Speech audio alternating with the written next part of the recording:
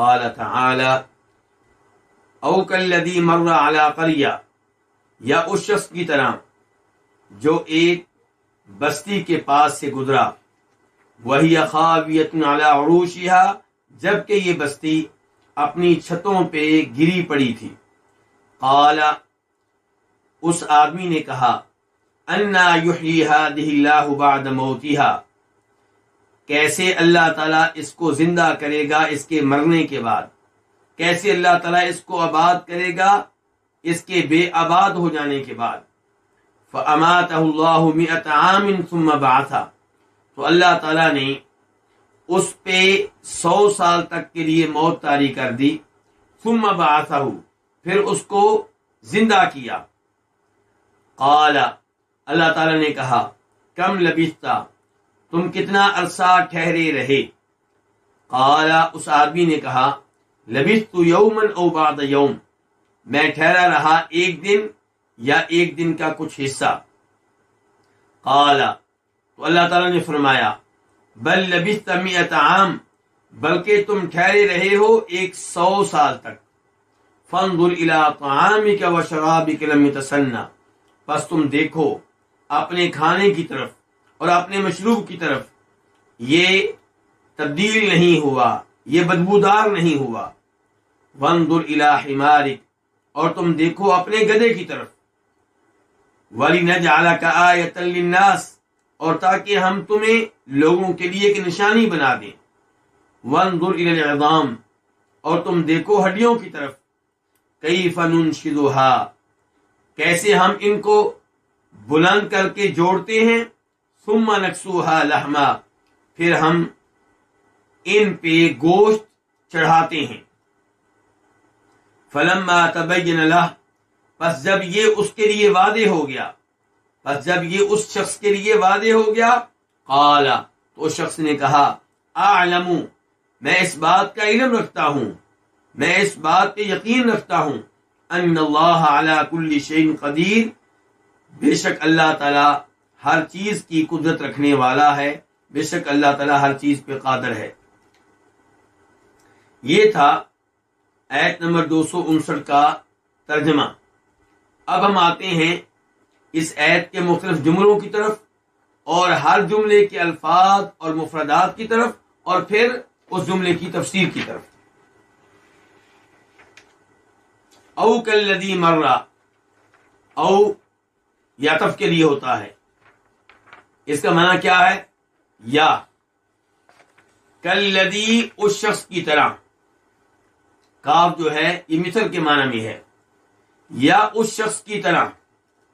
اب یہاں پہ پہلا سوال یہ اٹھے گا کہ او کا عطف کس چیز کے اوپر ہے؟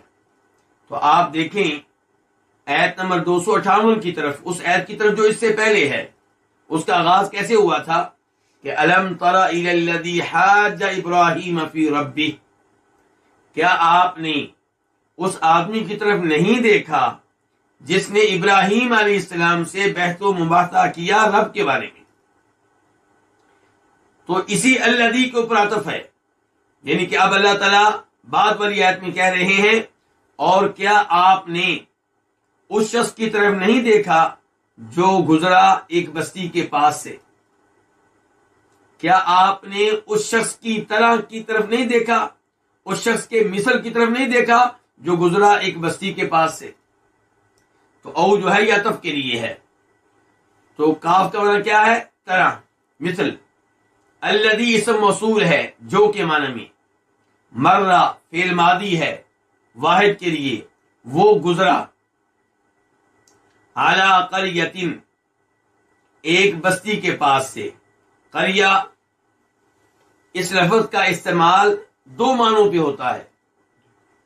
نمبر 1، بستی، گاؤں، شہر، یعنی کہ وہ جگہ جہاں پہ لوگ مل کر رہتے ہیں، کیونکہ قریہ لفظ قریون سے ہے، اور اس کا معنی ہوتا ہے جمع ہونا، جمع کرنا۔ تو قریہ اس جگہ کو کہا جائے گا جس جگہ کئی لوگ مل کر رہتے ہیں،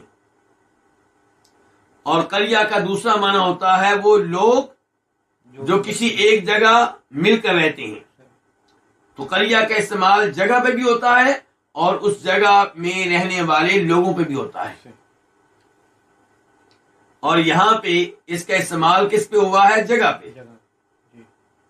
یعنی کہ کیا آپ نے اس شخص کی طرف نہیں دیکھا جس نے ابراہیم علیہ السلام سے بحث و مباحثہ کیا رب کے بارے میں، یا اس شخص کی طرح جو گزرا علی قریۃ، ایک بستی کے پاس سے، یعنی کہ ایک ایسی جگہ کے پاس سے جہاں لوگ مل کر رہا کرتے تھے.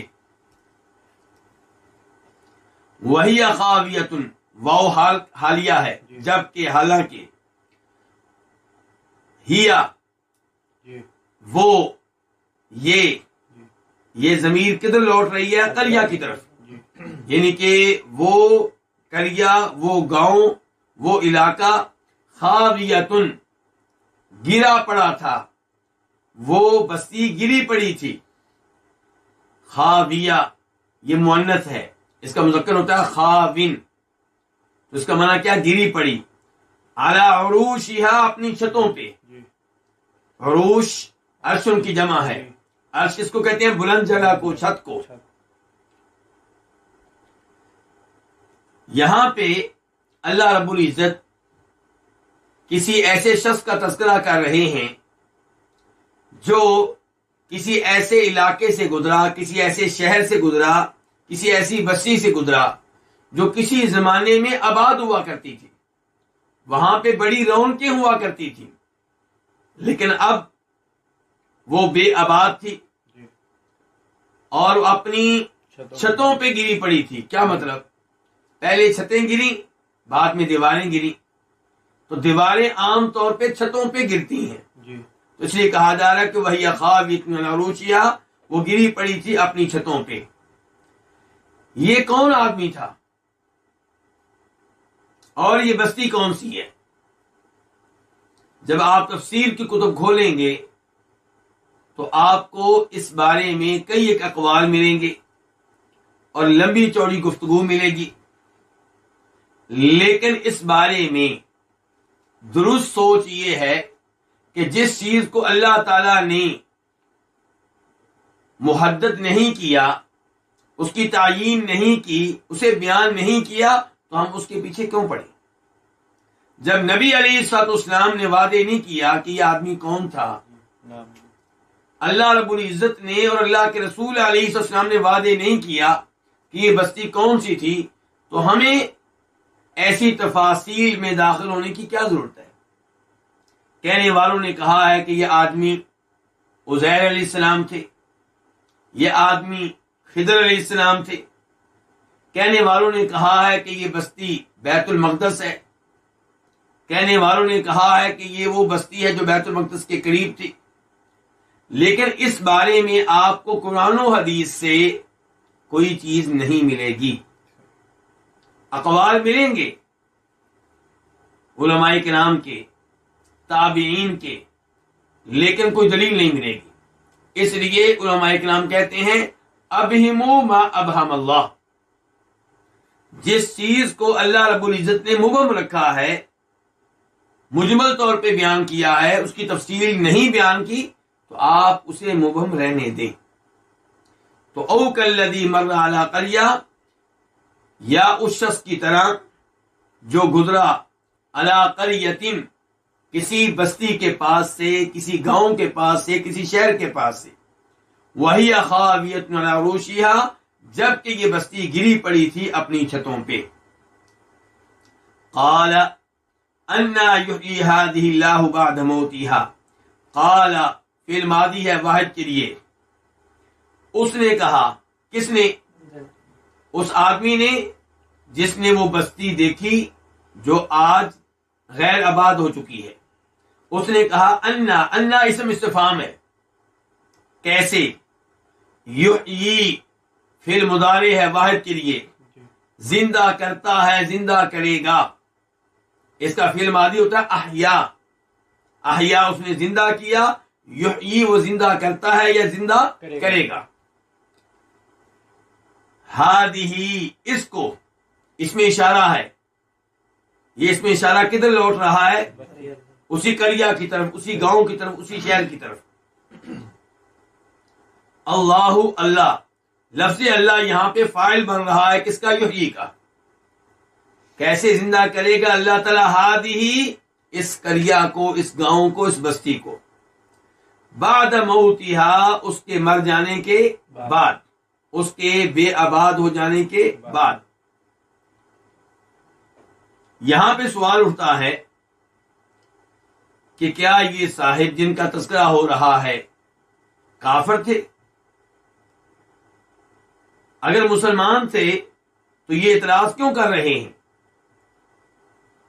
تو گزارش یہ ہے کہ وہ اعتراض نہیں کر رہے، لیکن وہ یہ کہنا چاہتے ہیں کہ ایسی بستی جو اس انداز سے تباہ و برباد ہو چکی ہو، جو اس انداز سے فنا ہو چکی ہو، اسے دوبارہ آباد کرنا یہ بعید لگتا ہے. انہوں نے اللہ رب العزت کی قدرت میں شک و شبہ نہیں کیا. اسی لیے کئی ایک علماء کرام نے لکھا ہے کہ یہ مسلمان تھے، بلکہ یہاں تک کہا گیا کہ نبی تھے، اگرچہ ہمیں یہ معلوم نہیں کہ کون سے نبی تھے. جنہوں نے اس شخص کو نبی قرار دیا ہے ان کے دلائل میں سے ایک دلیل یہ ہے کہ اللہ رب العزت اس آدمی سے کلام کر رہے ہیں، سوال و جواب ہو رہے ہیں. تو اس سے یوں لگتا ہے کہ یہ کیا تھے؟ اللہ کے نبی تھے. تو قال انا یحیی ہذہ اللہ بعد موتہا، تو وہ صاحب کہہ رہے ہیں، وہ شخص کہہ رہے ہیں کہ کیسے اللہ تعالی اس بستی کو زندہ کرے گا بعد موتہا، اس کے مر جانے کے بعد، یعنی کہ اس کے تباہ و برباد ہو جانے کے بعد، اس کے فنا ہو جانے کے بعد. فَأَمَاتَهُ اللَّهُ مِئَةَ عَامٍ ثُمَّ بَعَثَهُ. فَأَمَاتَهُ، یہ کتنے لفظ ہیں؟ 3. فا اور دوسرے نمبر پہ اماتا اور تیسرے نمبر پہ ہو. فا کا معنی ہم کیا کریں گے؟ تو اماتا فوت کر دیا. اماتا فعل ماضی ہے واحد کے لیے. اس نے فوت کر دیا، اس نے موت دے دی. ہو اسے، کس کو؟ اسی بندے کو، اسی آدمی کو. کس نے موت دے دی؟ اماتا کا فاعل کیا ہے؟ اللہ، اللہ تعالیٰ نے. فاماتہ اللہ، تو اللہ تعالیٰ نے اسے موت دے دی. مئۃ عام، یہ موت اس پہ طاری رہی کتنے عرصے کے لیے؟ 100 سال کے لیے. میاں کا معنی کیا ہوتا ہے؟ 100. عام کا معنی کیا ہوتا ہے؟ سال. ثم، پھر. بعثہ، 2 لفظ ہیں. بعثہ فعل ماضی ہے واحد کے لیے. بعثہ اس نے زندہ کیا، اس نے اٹھایا، زندہ مردے کو زندہ کر کے اٹھایا. بعثہ اس نے زندہ کیا، کس نے؟ اللہ نے. ہو اسے، کس کو؟ جس کو اللہ نے مار دیا تھا. اس جملے کی تفسیر کیا ہے؟ اس سے ہمیں کون سے مسائل معلوم ہو رہے ہیں؟ ایک تو ہمیں یہ پتا چلا کہ اللہ رب العزت موت دینے والے ہیں اور وہی پیدا کرنے والے ہیں. تو موت و حیات کس کے ہاتھ میں ہے؟ اللہ رب العزت کے ہاتھ میں ہے. اور اللہ تعالی کسی بھی انسان کو مارنے کے بعد دوبارہ زندہ کرنے پہ قادر ہے، اور اس بات پہ ہمارا پختہ یقین ہے. جو اس بارے میں شک و شبہ رکھتا ہے وہ مسلمان نہیں ہے، مومن نہیں ہے. اور اللہ رب العزت نے اس بارے میں کئی واقعات دنیا میں جو ہوئے ان کا تذکرہ قرآن میں کیا ہے. اللہ نے کئی لوگوں کو قیامت آنے سے پہلے مارنے کے بعد زندہ کیا ہے. ان میں سے ایک یہ صاحب ہیں کہ اللہ نے ان کو موت دے دی. کتنے سال کے لیے؟ 100 سال کے لیے. یہاں پہ سوال یہ پیدا ہوتا ہے کہ کیا یہ موت حقیقی تھی یا مجازی ہے؟ کئی علماء کرام یہ کہتے ہیں کہ حقیقی موت نہیں تھی. اللہ تعالیٰ نے ان کو بے حس کر دیا، بے حرکت کر دیا، اور وہ اسی طرح پڑے رہے. بنیادی طور پہ وہ فوت نہیں ہوئے تھے. جبکہ قرآن نے کیا کہا ہے کہ اللہ نے ان پہ موت طاری کی. اس لیے ایسے اقوال کو نہیں لیا جائے گا بلکہ انہیں نظر انداز کر دیا جائے گا، اور صحیح بات یہ ہے کہ اللہ نے انہیں حقیقی طور پہ موت دی۔ یہاں سے پتہ چلا کہ اللہ رب العزت اختیاری افعال سر انجام دیتے ہیں۔ کون سے افعال؟ اختیاری افعال وہ ہوتے ہیں جن کا تعلق اللہ کی مشیت سے ہوتا ہے، اللہ کے ارادے سے ہوتا ہے۔ اللہ جب چاہیں کریں، جب چاہیں نہ کریں۔ دیکھیں، اللہ رب العزت خود زندہ ہے، حیات والے ہیں۔ کیا یہ چیز اختیاری ہے؟ نہیں، اللہ ازل سے ابد تک زندہ ہے، لیکن کسی کو زندگی دینا، کسی کو موت دینا، اس کا تعلق اللہ کی مشیت اور ارادے سے ہے۔ جب اللہ چاہتے ہیں کسی کو زندگی دیتے ہیں، جب چاہتے ہیں کسی کو فوت کر دیتے ہیں۔ تو ایسے افعال کو کیا کہا جاتا ہے؟ اختیاری افعال۔ اسی میں سے اللہ کا کلام کرنا، جب اللہ چاہتے ہیں کلام کرتے ہیں، جب چاہتے ہیں نہیں کلام کرتے۔ تو اللہ کے اختیاری افعال، ان کا بہت سے گمراہ لوگ انکار کرتے ہیں، جبکہ ہمارا ایمان ہے کہ اللہ تعالی اختیاری افعال کو جب چاہتے ہیں سر انجام دیتے ہیں۔ اور اس کے دلائل میں سے ایک دلیل یہ ہے کہ یہاں پہ اللہ نے ان کو موت دی، پھر ان کو زندگی دی۔ تو فَأَمَاتَهُ اللَّهُ، تو اللہ نے انہیں موت دی 100 سال کے لیے، ثم بَعَثَهُ، پھر اللہ تعالیٰ نے ان کو زندہ کیا۔ قَالَ كَمْ لَبِثْتَ، تو اللہ تعالیٰ نے کہا کم لبثت، کتنا عرصہ آپ ٹھہرے رہے۔ کم کا معنی کیا ہے؟ کتنا، اور کم کے بعد تمجید ہوتی ہے، وہ یہاں پہ مقدر ہے۔ مثال کے طور پہ کم مدتن، کتنی مدت، کتنا عرصہ، لبثت آپ ٹھہرے رہے، تو ٹھہرا رہا۔ لبثت فعل ماضی ہے، واحد کے لیے ہے، لبثت تو ٹھہرا رہا، یعنی کہ اس کیفیت میں آپ کتنا عرصہ رہے ہیں، کتنے عرصے کے بعد آپ اٹھے ہیں۔ یہ سوال کس نے کیا ہے؟ اللہ رب العزت نے۔ تو کیا کہا؟ قال، اللہ نے کہا۔ اس سے پتا چلا کہ اللہ رب العزت کی صفات میں سے ایک صفت یہ ہے کہ اللہ تعالیٰ کلام کرتے ہیں، اور جب چاہتے ہیں جس سے چاہتے ہیں کلام کرتے ہیں۔ افسوس کے ساتھ کہنا پڑتا ہے بہت سے لوگوں نے اللہ کی اس عظیم صفت کا انکار کیا ہے۔ کیوں؟ کہتے ہیں کہ اللہ کی یہ صفت ہم مان لیں گے تو یہ اللہ تعالیٰ کی بے ادبی ہے۔ تو اللہ رب العزت کے ادب کے نام پہ، احترام کے نام پہ بہت سی صفات کا انکار کر دیا گیا۔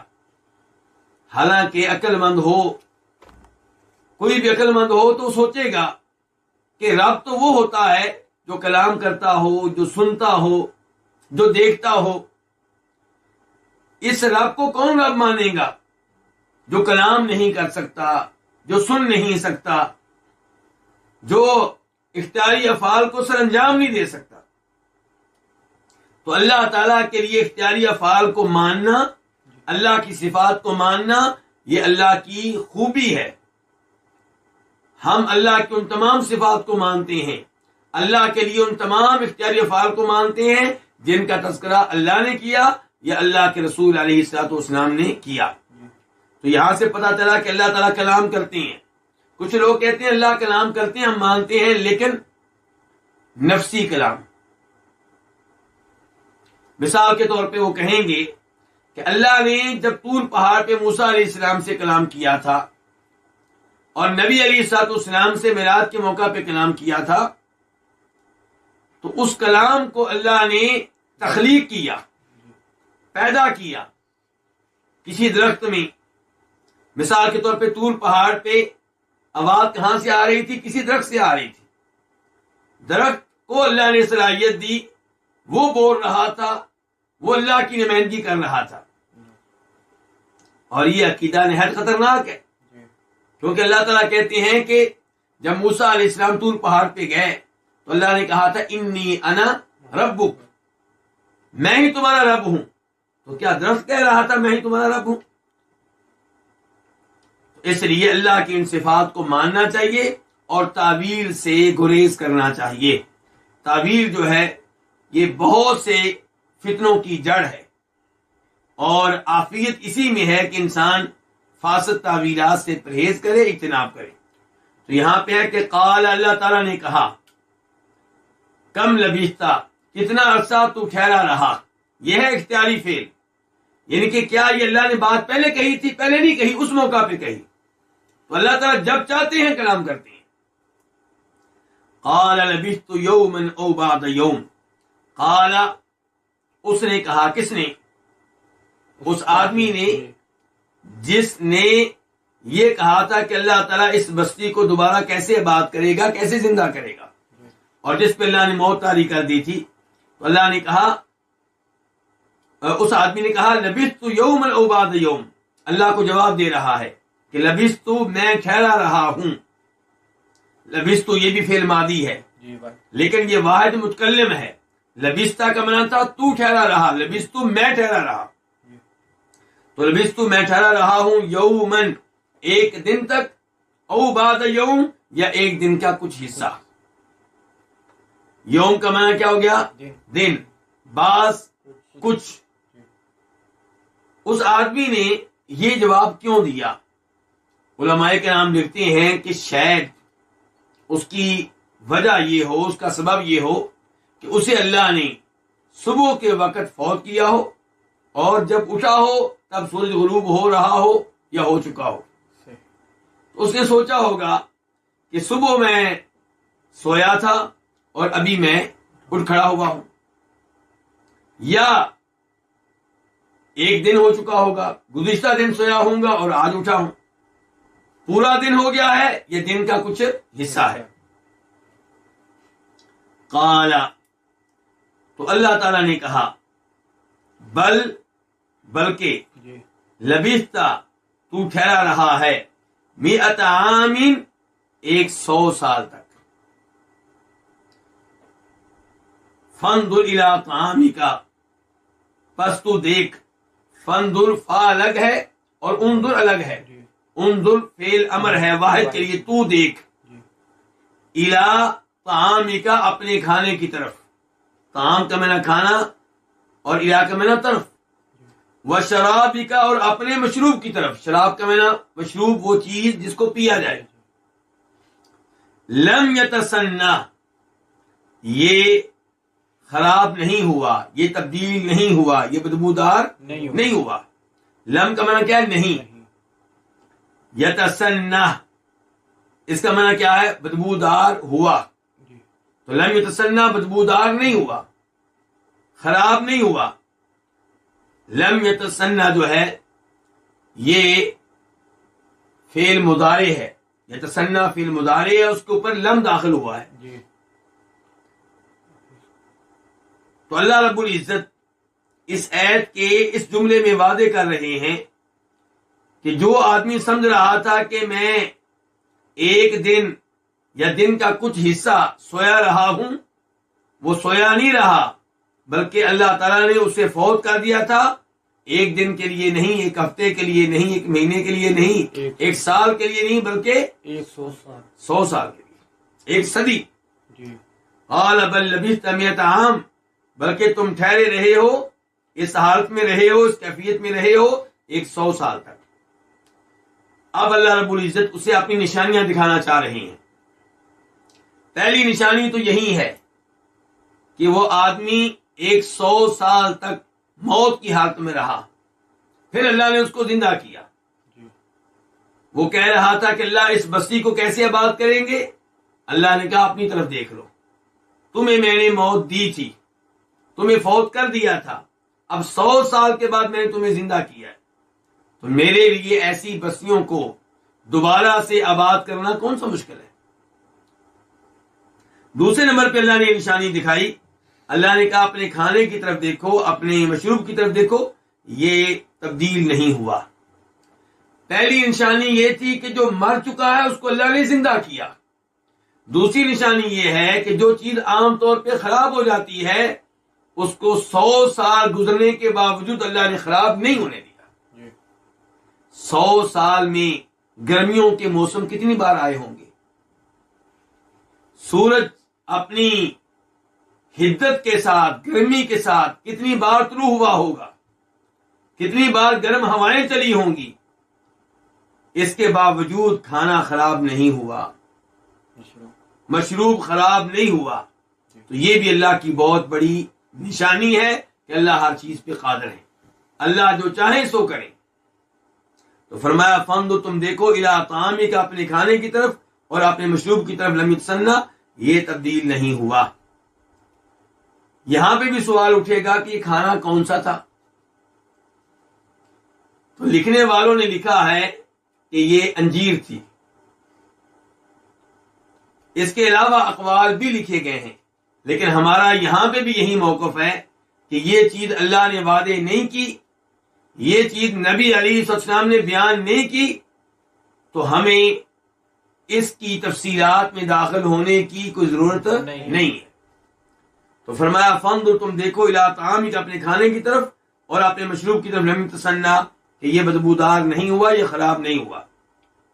وَانظُرْ إِلَىٰ حِمَارِكَ، یہ اللہ کی تیسری نشانی۔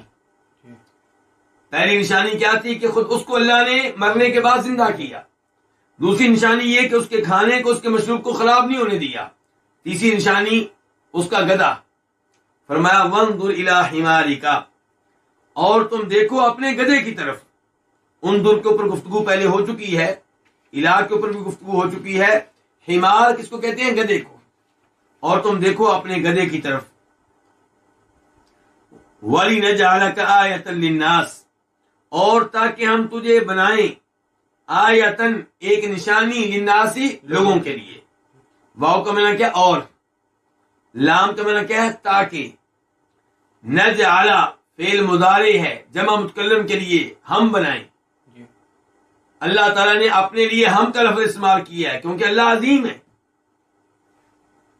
تو فرمایا اور تاکہ ہم بنائیں، یہ لفظ جو ہے اصل میں تھا نجعلو، لام کے اوپر کیا تھی؟ پیش تھی، ضمہ تھا، لیکن جب اس سے پہلے لام آئی تو لام کے بعد ان مقدر ہوا کرتا ہے، اس لیے ہم پڑھتے ہیں اب وَلِنَجْعَلَكَ، اور تاکہ ہم بنائیں کا تجھے، کیا بنائیں؟ آیتن، ایک نشانی، للناسی، لوگوں کے لیے۔ للناسی دو لفظ ہیں، لام اور الناس۔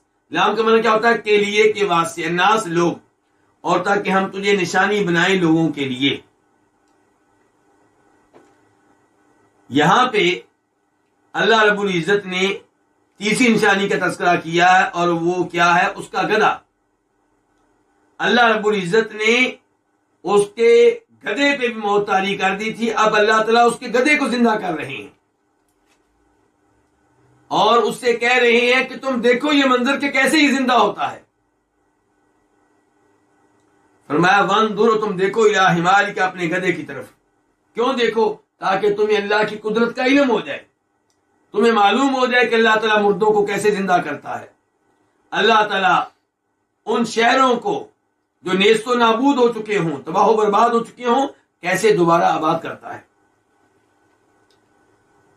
فرمایا تم دیکھو اپنے گدھے کی طرف، وَلِنَجْعَلَكَ آیَةً لِلنَّاسِ، اور تاکہ ہم تجھے کیا بنا دیں؟ لوگوں کے لیے نشانی۔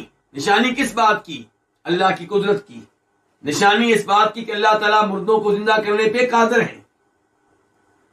وَانظُرْ إِلَى الْعِظَامِ، اور تم دیکھو إِلَى الْعِظَامِ، ہڈیوں کی طرف۔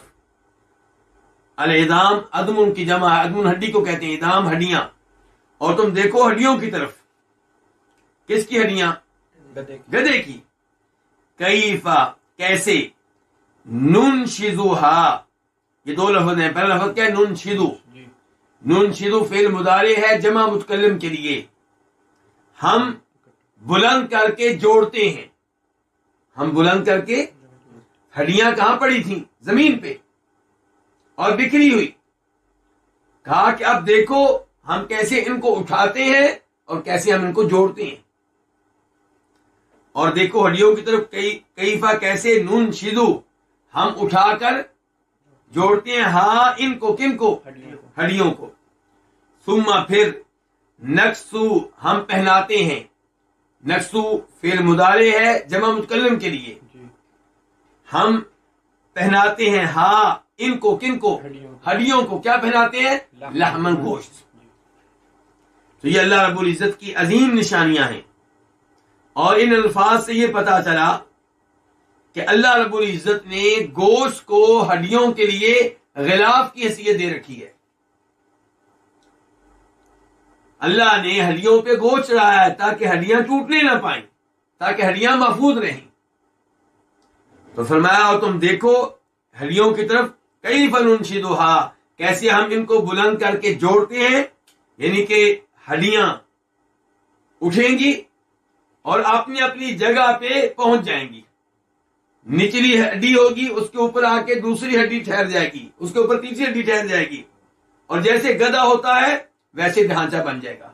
ڈھانچے کے اوپر پھر ہم کیا چڑھائیں گے؟ وہ چڑھائیں. اس سے بڑھ کر اللہ کی قدرت کی نشانی اور کیا ہوگی؟ اس کے بعد فرمایا فلما تبین لہ، فلما پس، لما جب، تبین واضح ہوا. تبین فعل ماضی ہے واحد کے لیے. واضح ہوا، کیا واضح ہوا؟ یعنی کہ یہ معاملہ، جب یہ معاملہ واضح ہو گیا. کیا معاملہ؟ کہ اللہ تعالی کسی بھی چیز کو زندہ کرنے پہ قادر ہیں، کسی بھی چیز کو بنانے پہ قادر ہیں، کسی بھی ایسے شہر کو جو تباہ و برباد ہو چکا ہو آباد کرنے پہ قادر ہیں. تو فلما تبین، پس جب یہ واضح ہو گیا، لہو، اس کے لیے. لہو بھی دو لفظ ہیں، لام کے لیے کے واسطے ہو، وہ آدمی. پس جب یہ واضح ہو گیا اس کے لیے، قالت، اس نے کہا. یہ قالا جو ہے لما کا جواب ہے. کیا کہا؟ اعلم فعل مضارع ہے واحد متکلم کے لیے. میں علم رکھتا ہوں، میں یقین رکھتا ہوں. کس بات کا علم رکھتا ہوں؟ کس بات پہ یقین رکھتا ہوں؟ ان اللہ، کہ بے شک اللہ تعالی، ان کا معنی کیا؟ بے شک اللہ تعالی، علی کل شیء قدیر، ہر چیز پہ قادر ہے. قدیر کا معنی کیا؟ قدرت رکھنے والا، فعیل کے وزن پہ ہے. قدرت رکھنے والا کس چیز پہ؟ علی کل شیء، ہر چیز پہ. علی کا معنی پر، کل کا معنی کیا؟ ہر، شیء چیز. تو اللہ تعالی ہر چیز پہ قدرت رکھنے والے ہیں. اس جملے سے پتا چلا کہ کوئی بھی ایسی چیز نہیں ہے جو اللہ کی قدرت میں نہ ہو. اللہ تعالیٰ کے لیے کوئی بھی کام مشکل نہیں ہے، ناممکن نہیں ہے. اللہ تعالیٰ ہر چیز پہ قادر ہیں، ہر چیز کی قوت رکھنے والے ہیں. یہاں پہ عالم کا معنی کیا ہے؟ کہ یقین رکھتا ہوں. تو اس سے پتا چلا کہ وہ انسان مسلمان تھا. وہ کیا تھا؟ مسلمان تھا. اس لیے اس نے نئے سرے سے اعلان کیا ہے کہ مجھے یقین ہے کہ اللہ ہر چیز پہ قادر ہے. اس کا مطلب یہ ہے کہ پہلے بھی اس کا یہی عقیدہ تھا، لیکن جب یہ مناظر اپنی آنکھوں سے دیکھے اس کے ایمان میں اضافہ ہوا، اس کا ایمان بڑھ گیا، اس کا یقین بڑھ گیا. تو وہ اعلان کر رہا ہے کہ میں یقین رکھتا ہوں اس بات پہ کہ اللہ تعالیٰ ہر چیز پہ قادر ہے.